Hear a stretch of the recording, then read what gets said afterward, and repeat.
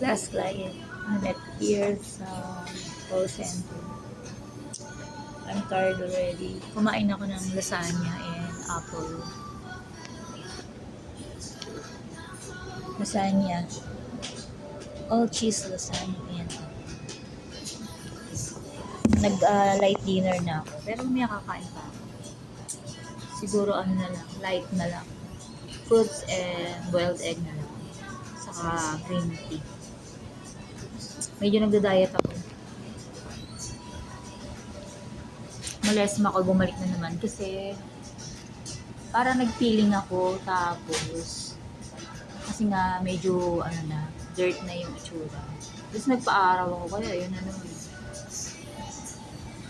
malas. Ang cause ng malas yung wrong chemicals or wrong cream na nilalagay sa face. Since hindi ako naglagay ng sunblock, ano daw dito, nag-feeling ako. Siguro nag-feeling ako, tapos naglagay ng sunblock, pero na-expose ako ng 3 hours more sa sun. Wala yata akong umbrella. Yan na nangyari. Pero naaalis naman yan. Curable naman yan. Kaya lang, kailangan gumamit ko ulit ng cream na, signature cream. Yan. So yan, nadusing na naman itsura ko. Kita ninyo naman na itsura ko nung nasa Mitsubishi ako sa real estate. Na-expose din ako sa sun kasi mainit sa labas, saka minsan mainit din sa shop. Yun. Nag-start ako ng malesan na age 2019 nung nasa Mitsubishi ako kasi ang init talaga doon pag lalabas ka, pupunta sa client. Lagi lang ako sa mall, tapos pag meron ako release, pupunta ako sa shop, yun, mainit doon sa shop. Akit baba. Yung naarawan, kasi hindi naman ako nag-ano eh.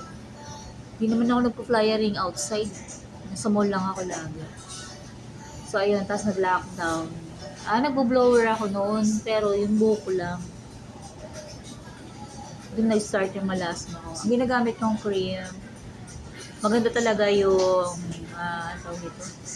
Clinique. Pero sobrang mahal.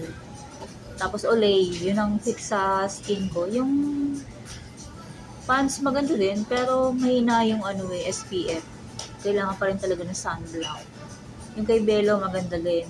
Fit din sa skin ko yun. Tapos yung, patawag dito, Gluta-C. Maganda din yung Gluta-C.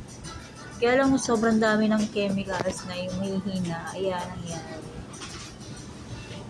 So, yung mga signature product, fit sa skin ko. Kasi yung skin ko may pagka-European. Spanish blood, Filipina. Kaya madali akong balat sibuyas. Pero yung age ko, kahit sunblock lang okay na. Pero dahil nag-matured na, yun, naglalagay ng cream. Kasi ako astringent. Hindi ako nag-astringent, pero I try. I forgot, nag-astringent pala ako a month ago. Tapos, hindi naman masyadong mainit, kaya lang na-expose ako na 3 hours. Ayan ang nangyari. Kasi, walang masakyan doon sa area na yun. Tapos, along the road, ang init. Hindi ako nag-umbrella. Yan. Pero kung di ako nag-astringent, walang ganito. Naluto ba sa init doon? Yan ang effect. Kaya dapat talaga may sunblock. Pero inuubos ko na lang din yun kasi sa gabi pwede yun. Mali lang yung paggamit ko. Nabasa ko na search ko sa Google, ang paggamit talaga nun sa gabi lang dapat, tapos may sunblock. Konti lang. Parang feeling na yun. Hindi naman ako lagi sa aircon. Kasi expose ako sa init. Madali lang maalis yan. Kasi kabisado ko yung skin ko. Tapos kain na ng healthy food. Mukha na naman tayong senior. 50 pa lang ako, guys. Okay lang yun. Tumanda may pinagkatandaan, di ba? Matured lang yung utak. Matured na utak, matured pa yung mukha. Pero yung mga ka-age level ko, mukha lang 70 years old. Yung iba. Ako nga, mukhang younger pa eh. Pag nagpa-derma pa ako. Ito man naman natural skin ko sa hindi natural. Pag ako lagi nagpapaderma, yun, medyo youthful yung skin ko. And nag-stop ako uminom ng Myra E, saka Neurogen E.